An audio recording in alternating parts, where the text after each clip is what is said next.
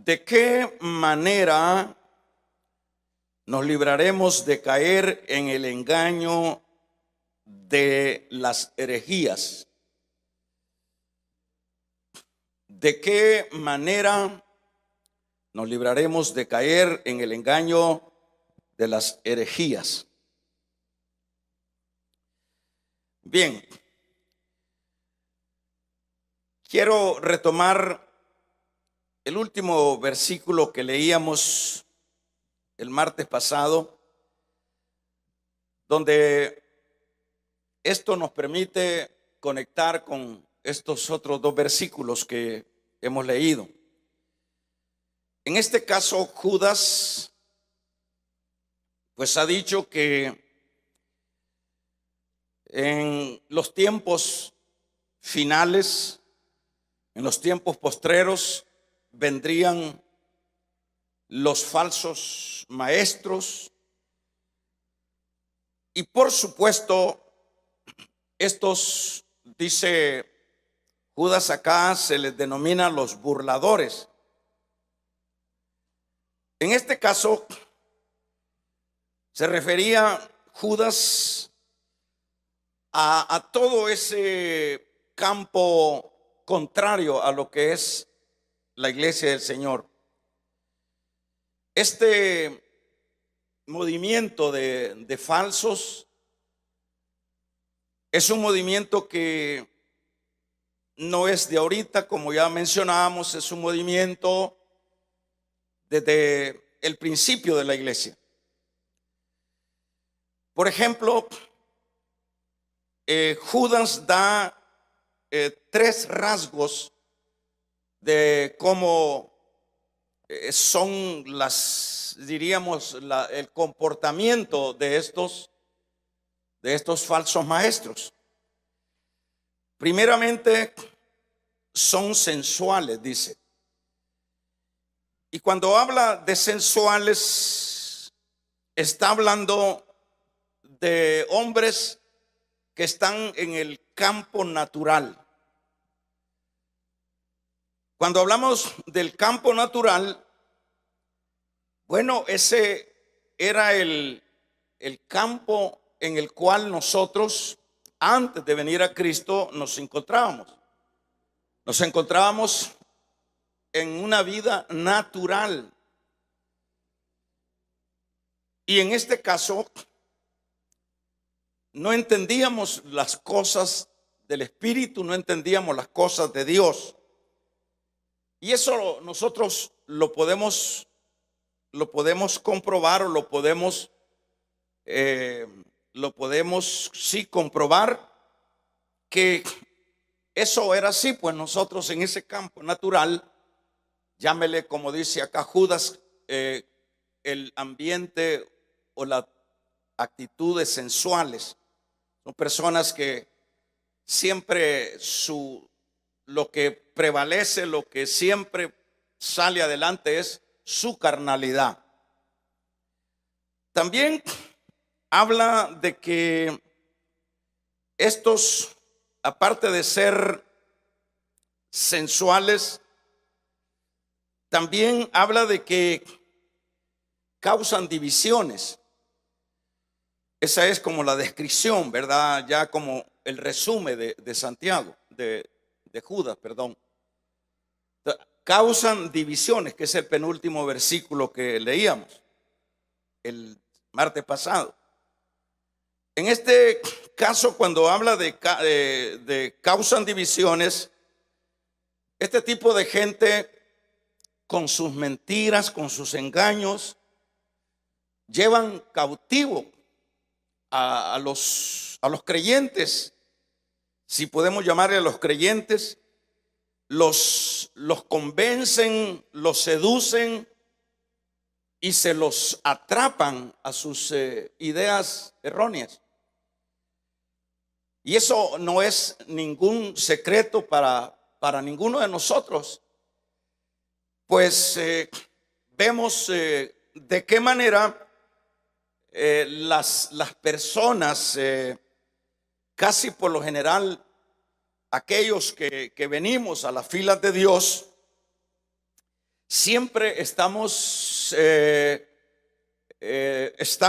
amenazados al engaño. Y si no hay realmente un cuidado, si no hay una convicción, si no hay una claridad de lo que es la vida espiritual, pues nosotros conocemos a muchas personas que los vemos que se los llevaron. Por eso es que vemos, por ejemplo, los movimientos de falsas doctrinas, tanto desde el ayer como hoy día. Nosotros vemos miles, y por qué no decir millones de gente cautivadas. Se las llevaron del camino correcto donde estaban.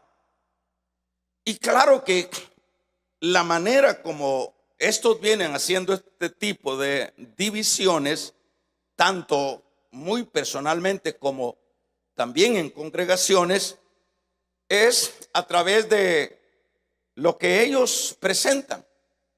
Las novedades que ellos presentan pues atraen a los cautivos, a los que están menos ejercitados en la fe.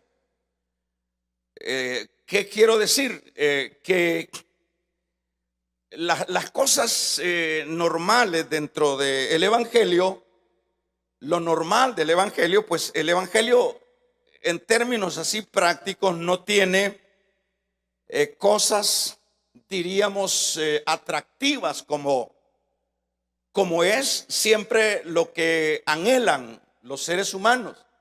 Siempre anhelamos lo espectacular, siempre anhelamos aquellas cosas que nos dicen que tienen grandes oportunidades para la vida personal. Siempre estamos siguiendo y estamos siendo cautivados por el producto que nos están ofreciendo. Y de esa manera es que tanto en el pasado como hoy día nosotros podemos ver las líneas de falsos maestros o de iglesias falsas que están desenvolviéndose hoy día en nuestro tiempo. Nosotros vamos a ver millones de gente que han sido, ¿de dónde han salido? Por ejemplo, ya lo hemos dicho, fíjese bien, ya lo hemos dicho, que ¿por qué no decir la mayoría de sectas han sido salidas de la iglesia cristiana? Si usted averigua, el mormonismo salió de la iglesia cristiana. ¿Y quién fue el que indujo a esto? Bueno, un soñador de los sensuales que aparecen acá, uno que estaba ofreciendo cosas extraordinarias, que si usted revisa lo que se habla de esa secta del mormonismo, usted va a ver que son cosas realmente que no tienen realmente como un cimiento espiritual, solo son asuntos fantásticos de revelaciones, de posturas puramente humanas. Y de ahí, bueno, vienen sus adeptos y siguen engañando. Si es el caso de los testigos, también de ahí han salido. El caso de lo que es como le llaman, el sabatismo, también ha salido de las filas cristianas. Por lo menos Elena White se habla de que era una gran cristiana, pero que luego vino el asunto de lo que es el engaño y se la comió. Y fundó una gran secta que está diseminada en todo el mundo. Y no acabaríamos de mencionar cómo es el comportamiento de este tipo de movimientos falsos, ¿verdad? Por ejemplo, acá dice causan división, hacen, conquistan, encantan al creyente, digámoslo de esa manera, a ir tras de ellos. Le dice, esto está mejor, hombre, si aquí, fíjate que ahí en la iglesia donde estás tú, esto está muy muerto, ahí no se mueve el espíritu. Necesitamos darle libertad del espíritu. Y usted ve que ahí están los vendedores de humo ofreciendo astralidades. Y ahí va la gente. No, es que yo quiero que me boten con el saco. Yo quiero que me echen agua porque ahí está el espíritu. Yo quiero, y usted ve todas esas cosas que realmente no tienen nada que ver con lo que es la fe verdadera de lo que es el cristianismo. Pero ahí está la gente, ¿verdad? Se van detrás de aquello que les ofrecen también. Por ejemplo, aquí de esta iglesia se han ido varios porque por allá hay una secta, dice que les ofrece su canasta cada semana. Y se van tras la canasta, se van tras aquella oferta. Puede ser grande o simple, pero este movimiento o este tipo de personas son las que describe acá Judas como es su comportamiento. También habla de que no tienen el espíritu. Eso es lo que dice el versículo número 19. No tienen el espíritu. Y hermanos, ¿y qué podemos nosotros, qué podemos esperar de alguien que no tenga el espíritu? ¿Qué podemos esperar de alguien que no tiene el espíritu de Dios? ¿Qué se puede esperar? Bueno, de veras, no hay nada que esperar. Por supuesto, es algo que aquí dice, estos son los que causan divisiones, verso 19, los sensuales que no tienen el espíritu. Por ejemplo, esto ya nos dice mucho cuando el escritor acá está diciendo que ellos carecen del espíritu. Dicho de otra manera, no han nacido de nuevo. Imagínense qué se puede esperar de alguien que esté guiando, ofreciendo cielo, diríamos alterando los conceptos de la doctrina del Señor. ¿Qué se puede esperar de alguien que no tiene el espíritu? Bueno, lo que se espera de alguien que no tiene el espíritu, hermanos, es algo terrible. ¿Por qué? Porque el que no tiene el espíritu no ha nacido de nuevo. Por eso es que dice Juan, una de sus cartas dice que habla que el que no tiene el espíritu, es decir, no haya tenido esa experiencia espiritual personal, no es de Dios. O sea, el que no tiene el espíritu, no ha nacido, no es de Dios. Por eso es importante siempre recalcar dentro de estas exposiciones o predicaciones, recalcar que el pertenecer a la familia de Dios es un privilegio, es algo inmerecido, que fue Dios el que lo propuso y nos hizo nacer del Espíritu. Y por eso es que en este particular nosotros podemos entender las cosas de Dios, porque a la verdad esto de Dios solo cuando haya habido un nacimiento espiritual es cuando se puede comprender. Por ejemplo, el caso de Nicodemo. El caso de Nicodemo es bien claro. Estamos hablando de un maestro de lo que eran los asuntos de la ley de Moisés. Por ejemplo, Nicodemo estaba dentro del gran Sanedrín, que lo que significaba eso era donde estaban todos los grandes rabinos. Era como una asamblea de las personas destacadas en los asuntos de Dios. Pero cuando el Señor le habla lo que es esa manera de darle la respuesta, le dice: tienes que nacer de nuevo. Y claro, que como el hombre no había nacido de nuevo, el Señor le dice: tienes que nacer de nuevo. Y ahí podemos ver claro que luego aquel entendió que había que nacer físicamente. Y es ahí donde le dice: ¿y cómo puede meterse un hombre viejo ya en el vientre de su madre? Entonces luego le dice el Señor: te estoy diciendo estas cosas tan sencillas, y vos siendo un maestro no las entendés. ¿Por qué no las entendía? Porque no había nacido de nuevo. Es que cuando nacemos de nuevo es que se nos quita el velo.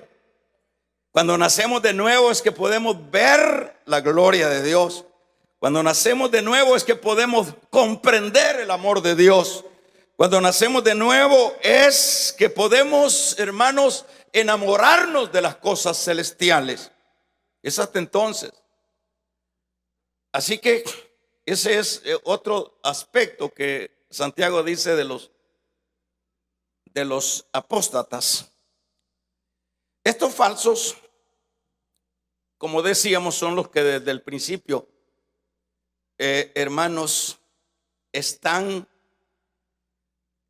introduciendo a todos los que pueden en sus doctrinas, en sus herejías. Por ejemplo, quienes han jalado, han arrebatado a millones de personas en el engaño. Por eso siempre, yo me he detenido en decir que la vida espiritual es de cuido. La vida espiritual es algo que no es un asunto sencillo. ¿Por qué? Porque aunque hayamos nacido nosotros de nuevo, aunque tengamos el Espíritu de Dios a causa de ese nuevo nacimiento, nosotros podemos ser seducidos. Nos pueden diríamos, encantar con algo supuestamente novedoso, como fue el caso de Eva, que le encantaron con decirle: vos vas a ser igual a Dios. O sea, le hicieron una oferta fraudulenta. Y ella, pues imagínense que era una persona que no nos comparamos nosotros a esos dos primeros seres humanos. Esos estaban puros. Esos eran personas verdaderamente sanas porque no habían pecado. Y así se la llevó el engaño. ¿Y qué diríamos de nosotros que estamos todos, hermanos, chamuscados? ¿Qué diríamos de nosotros que estamos así medio entre crudo y cocido? Es decir, ¿pero qué es lo que se necesita en este caso? Lo que se necesita eso es lo que vamos a ver más adelante. Lo que necesita la vida de Dios o la vida en Dios es un total cuidado, muy personal. Porque al igual que en las guerras, en las guerras tenemos algo nosotros de eso, que en las guerras los que están, los que pelean, los soldados con los otros soldados, como sea, lo que usan como estrategia de guerra son las minas. Entonces las minas son tan peligrosas dentro de la guerra. Por ejemplo, se dice en la guerra ahorita de Rusia con Ucrania, dice que son trillones de minas que están dejando en el suelo enterradas esa guerra. Eso va a ser espantoso cuando eso si es que llega a detenerse esa guerra, solo para aquí se estuvieron lo que es aquella institución de la UNOSAL que le llamaba, vinieron equipos para andar, hermanos, viendo cómo sacaban las minas. Los soldados o los otros del otro bando tenían que tener mucho cuidado de pisar un artefacto de eso, porque quedaban sin pie. Por eso le llaman minas quitapié. Y ya un soldado sin los pies ya no sirve, pues ya está fuera de base. Bueno, eso es así la vida cristiana.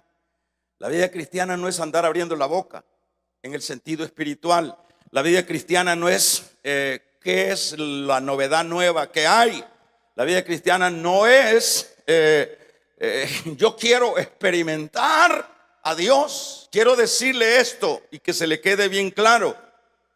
El cristiano no debe de vivir creyendo que para sentirse que es de Dios tiene que sentir a Dios. Hay veces que no vamos a sentir nada de Dios. Hay veces que vamos a sentirnos secos, porque la idea nuestra es: tócame, yo quiero sentirte, Señor. Bueno, y si no te toco, entonces ¿qué? Entonces el creyente debe de saber que la convicción que nosotros debemos de tener es que ya somos de Él, y que aun cuando nos toque o no nos toque, hermanos, nosotros gocémonos porque somos de Él. Pero ¿qué es lo que pasa? No, allá donde yo siento una correntada, allá cuando me tumban, es donde yo siento. Hay que averiguar qué es eso. Hay que indagar, porque no hay que dejarse ir por las emociones. Las emociones son peligrosas. Nosotros no debemos de andar por emociones, sino por convicciones. Vamos a regalarle ofrenda de palmas al Dios de la gloria. Convicciones. Entonces no se trata de que yo voy a sentir. A veces que no se siente nada. Y dichosos aquellos que siempre sienten esas caricias del Señor. Entonces imagínense, es como minas quitapié, ¿verdad? Por ejemplo, andar de iglesia en iglesia, como algunos, ¿verdad? Tienen una agenda, agarran para allá, y por esa conducta es que hermanos, muchos no se forman, muchos no toman, no afinan su carácter espiritual.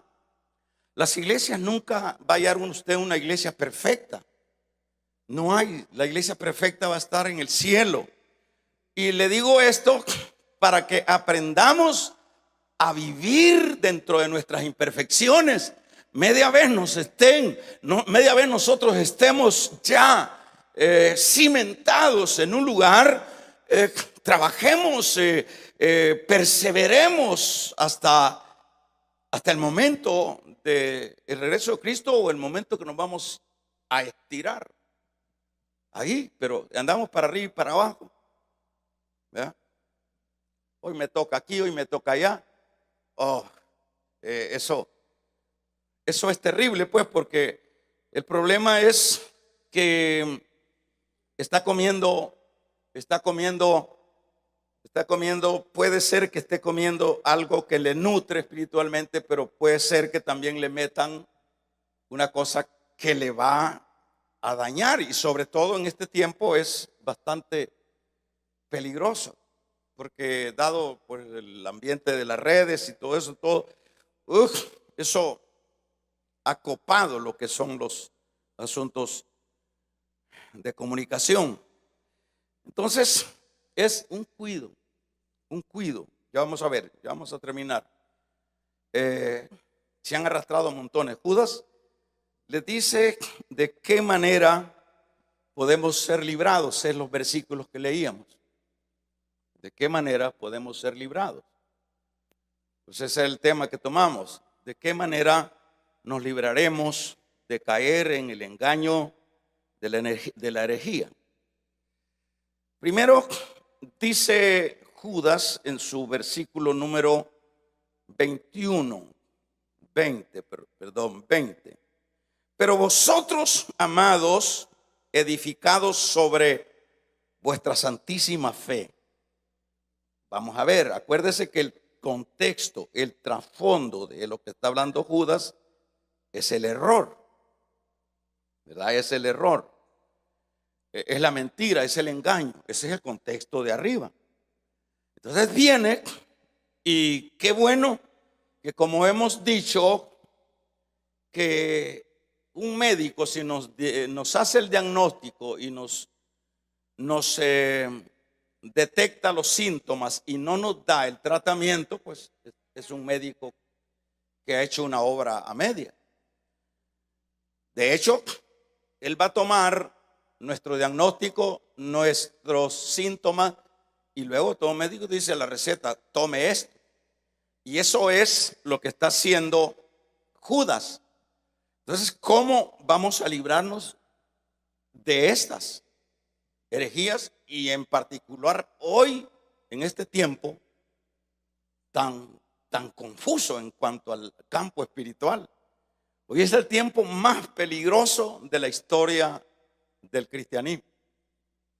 ¿Por qué? Porque hay un camuflaje de lo más espantoso que se puede decir. Entonces dice acá, para ir finalizando, dice: edificados en la santísima fe, ¿verdad? Este es un término de construcción. Cuando dice edificado, cuando usted lee en la Biblia edificado, el escritor se está refiriendo a una construcción. Entonces aquí dice edificados en la santísima fe. Entonces, cuando la idea, el trasfondo de cómo el escritor quiere dejar claro cómo es que el creyente debe de librarse del engaño, es edificar, construcción. Entonces, el edificar, de hecho, tiene que hacerse en el fundamento. El fundamento es Cristo, como ya lo dice su palabra. Dice en Efesios 2:20, edificados en el fundamento de los apóstoles. ¿Cuál es el fundamento de los apóstoles? No era Pedro, no era Pablo. El fundamento de los apóstoles era Cristo. Entonces allá se dice edifíquense, dicho de otra manera, pongan cada día su ladrillo, pongan cada día su acción sobre el fundamento. Entonces, cuando la persona, cuando el creyente está trabajando en su construcción, esto es positivo, ¿verdad? Porque el fundamento es Cristo. Entonces, ¿de qué manera se va a ir fundamentando? En este caso, se va a ir edificando en el sentido de estudiar más la palabra. Entonces, cuando nosotros estamos estudiando más la palabra, en este caso, nos va a dar las indicaciones de los peligros que hay en el camino. Entonces, cada vez que yo o usted estamos leyendo la palabra y le estamos dando vuelta y estamos leyendo, esos son ladrillos que estamos poniendo sobre el fundamento. Es decir, es un conocer que el creyente está llevando, que está obteniendo, que lo está poniendo sobre el fundamento de Cristo. Entonces, en este caso, la fe cristiana nos edifica leyendo la palabra constantemente, pero también la edificación está que en la palabra siempre vamos a encontrar nosotros la verdad. Aquí no podemos nosotros, no estoy diciendo que no se puedan leer libros de los que usted quiera. Puede leer libros seculares, libros de historia, libros pero como que los libros más peligrosos que se tiene que tener cuidado de leer son los supuestos libros cristianos. Esos son más peligrosos que cualquier otra literatura, porque hay que saber el trasfondo de su autor. Hay que saber, por lo menos hay un libro que se llamaba Amaneciendo con el Espíritu Santo. Pero eso es atractivo, amaneciendo, o no sé si ese era el título, pero el escritor era un gran hereje. Y su énfasis era en el Espíritu Santo. Dice de otra manera, el Espíritu Santo le quita la posición a Cristo. Y de hecho, cada creyente debe tener suficiente olfato para ver dónde se va perdiendo el expositor. Porque si yo le doy toda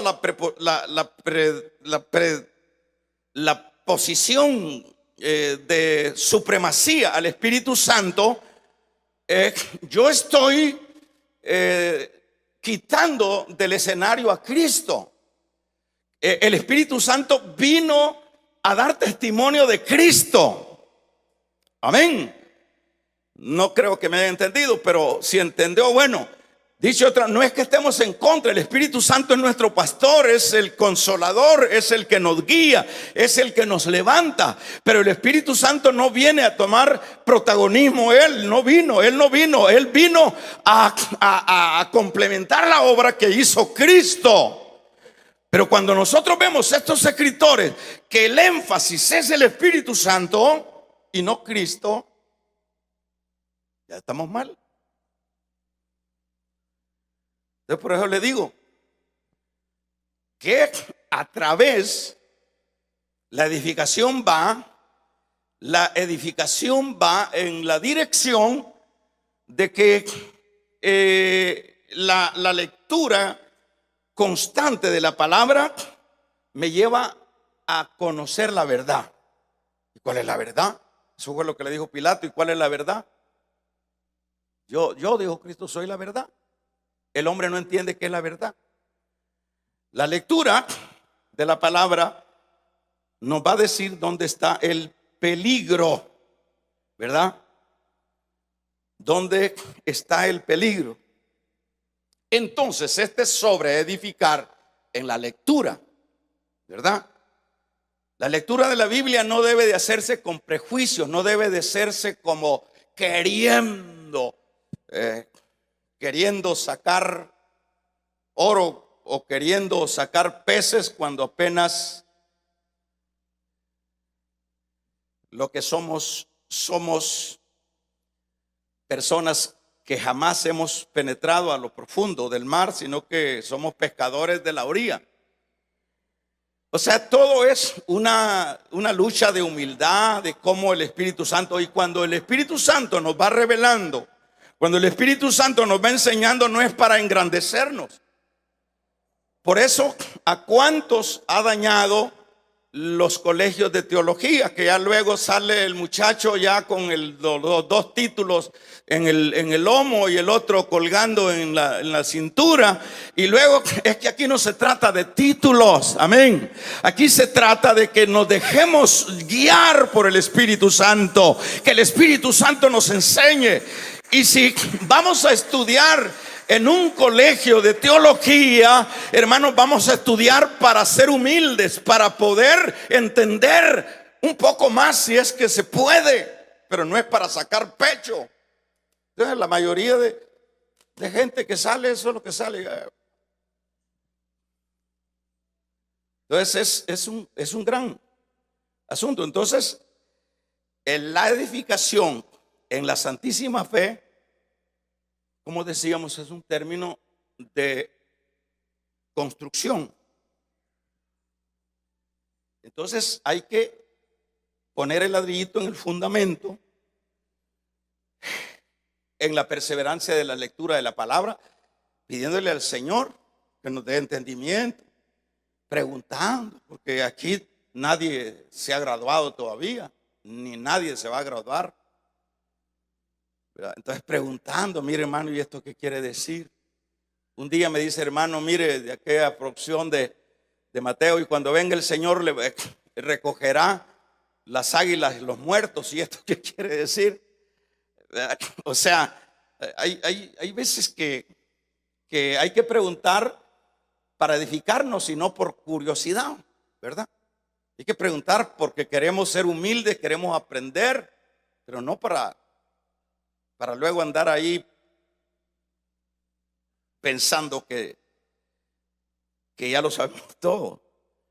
Entonces, en este caso, la palabra nos guía, nos dice la verdad, nos enseña el peligro. Entonces, sobre edificar en la fe permite el crecimiento. El edificar, cada vez que usted pone un ladrillo, ¿para dónde va? ¿Para abajo o va para arriba? ¿Para dónde va? Para arriba, ¿verdad? Entonces, el que está edificando cada vez está leyendo más, cada vez está buscando más, cada vez está poniendo ladrillo. Y ese edificador dejará de ser enano. Ese edificador irá creciendo de acuerdo, vaya poniendo su material espiritual en el fundamento. El segundo aspecto para no caer en la herejía, ¿verdad?, es orar en el Espíritu. Eso es lo que está diciendo el versículo, ¿verdad? Dice: pero ustedes, queridos hermanos, sigan confiando siempre en Dios. Esa confianza es muy especial.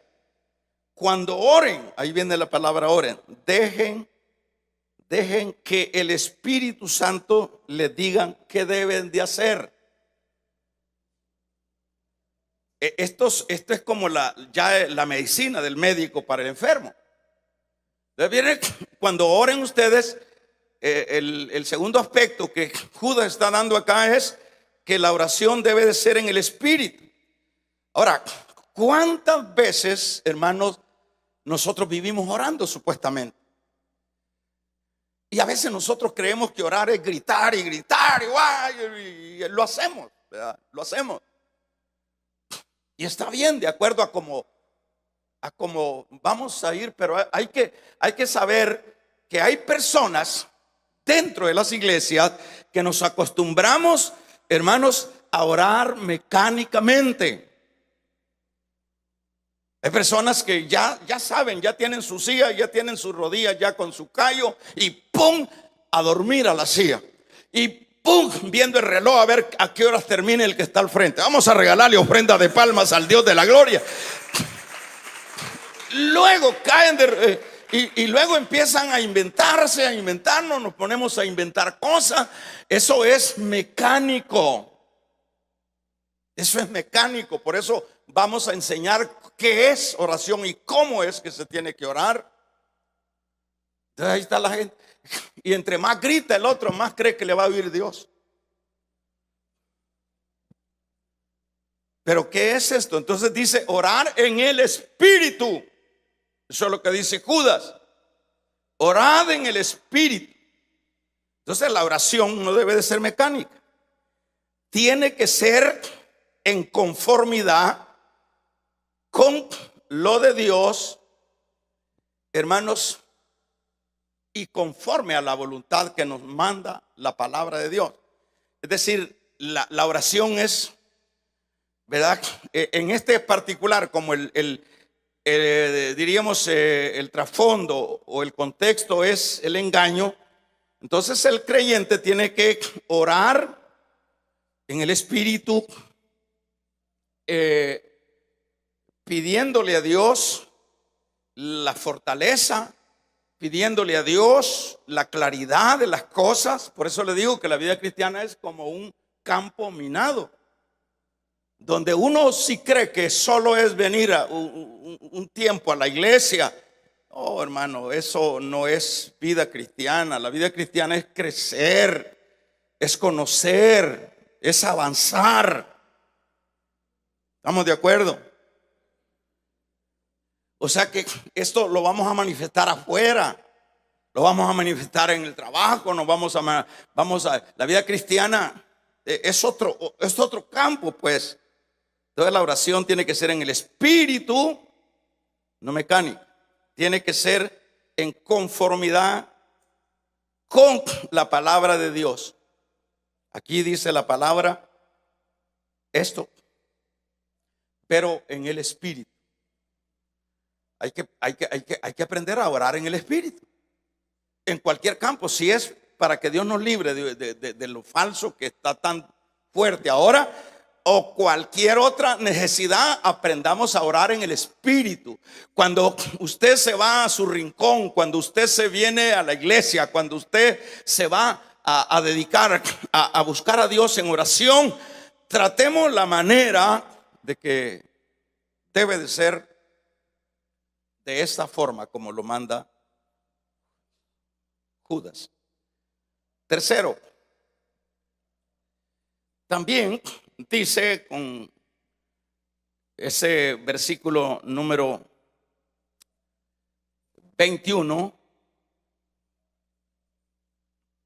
este es el que estamos leyendo.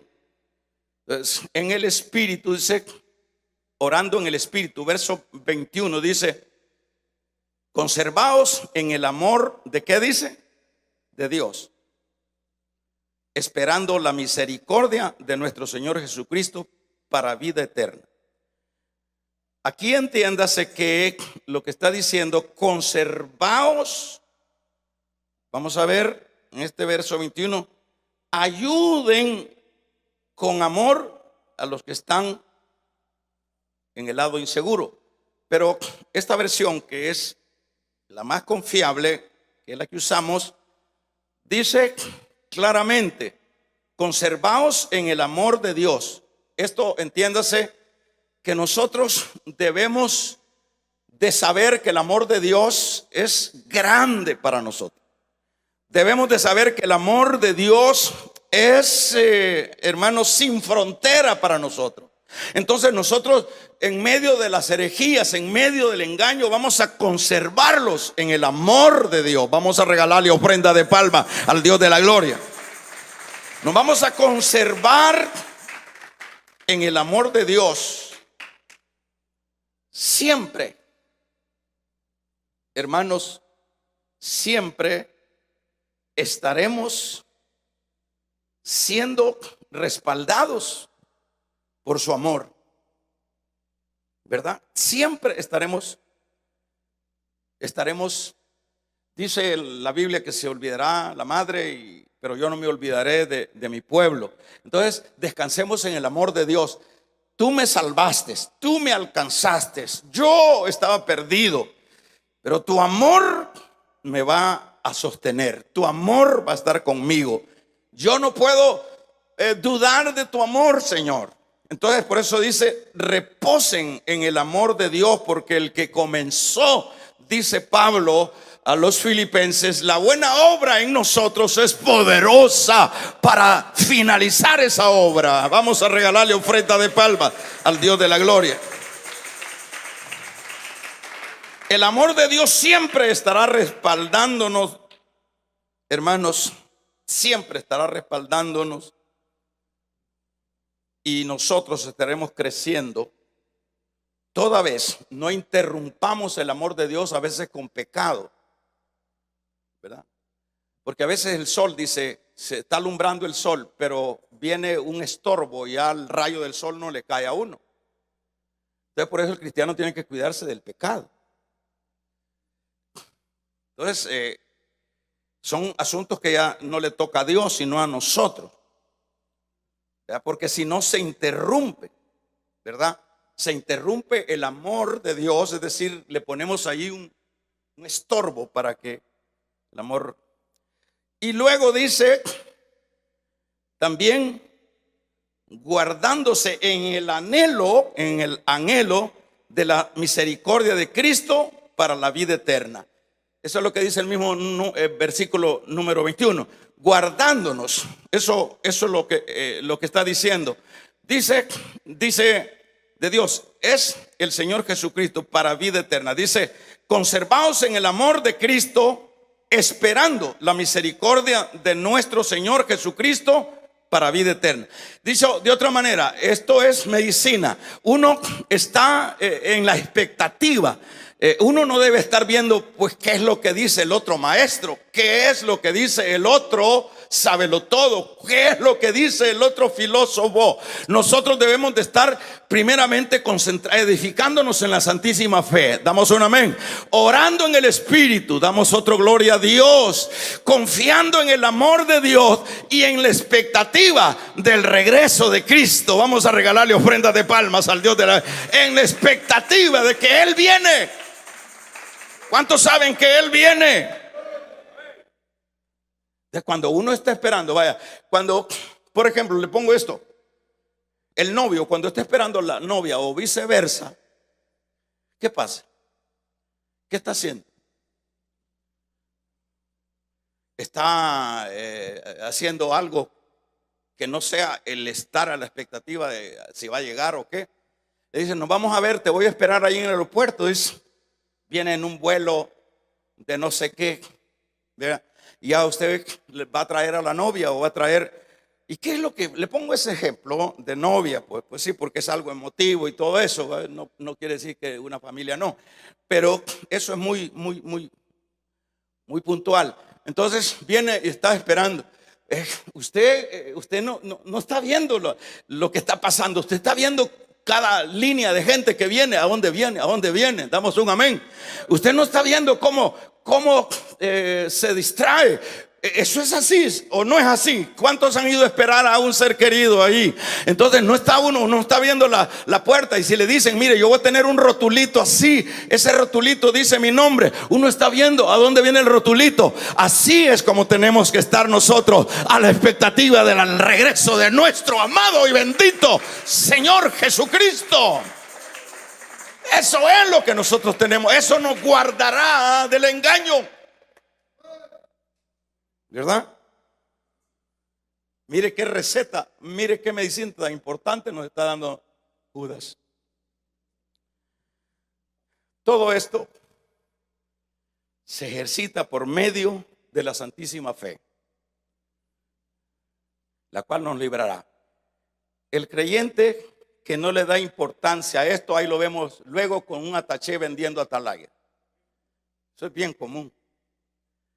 Ahí luego lo vemos supuestamente en iglesias que tienen a Dios, pero su trasfondo es lo contrario.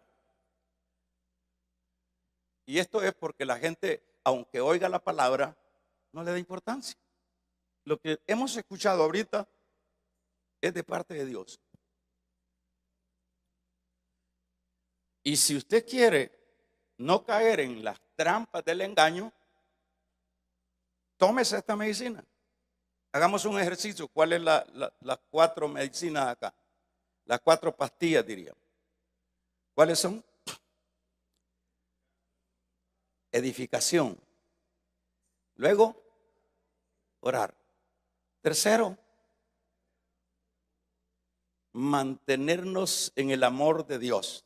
Y cuarto, guardarnos en la expectativa. Uno está esperando. Es que fíjense que allá votan gente. No, si yo no quiero que me voten, yo lo que estoy esperando es a mi amado. Es que fíjense que allá lo van a sanar. No, Él es mi sanador. Vamos a regalarle ofrenda de palma al Dios de la gloria. Es decir, estamos en la expectativa que Dios nos siga hablando. Pónganse de pie.